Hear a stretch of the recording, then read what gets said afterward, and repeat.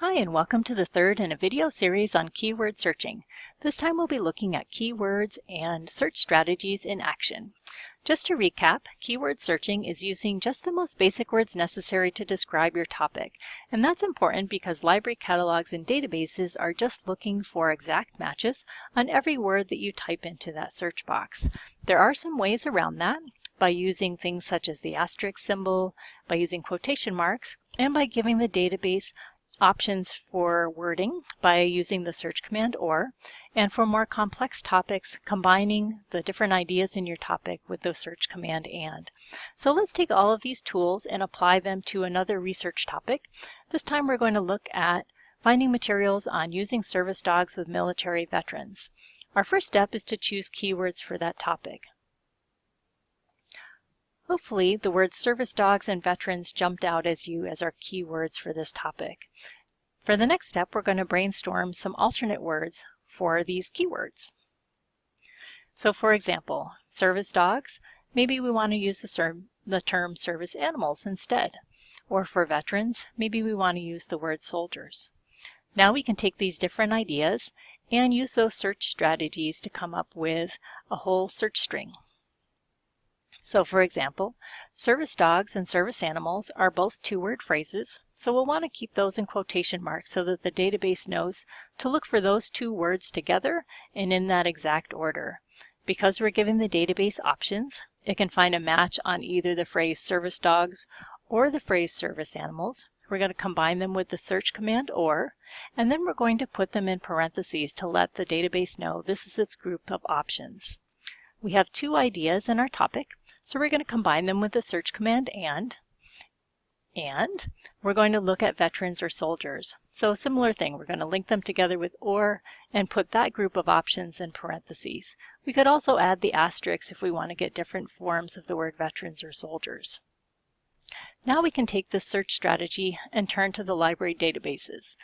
To do that, we're going to go to the library's homepage at www.siskiyou.edu/library. Once you're there, it's really tempting to start with the search box that's on our home page. This is the library catalog, and it's the best tool to use if you're looking for books, ebooks, or streaming video. It does not find articles very well though, so if you're looking for articles, it is not the best tool to use. Instead, you'll want to go to the A to Z list of databases page, which is where you'll find our article databases. Once you're there, you do need to choose which database to look in, thinking about which one is most apt to cover your topic well. You can figure that out by using the names of the databases and the descriptions. For this topic, we're going to use Academic Search Complete, and we're going to click on the on or off-campus link, depending where you are, to open up the database. If you're off-campus, you'll need to log in with your library card number and password. This database happens to be from EBSCO, and we get a lot of databases from this one company called EBSCO. So if you're interested in learning more about its features, you'll want to check out our EBSCO video. We'll type in our search command that we have already come up with, and then we can click search and then start working our way through our search results. As an alternative, we could go to advanced search. We could type in our service dogs or service animals.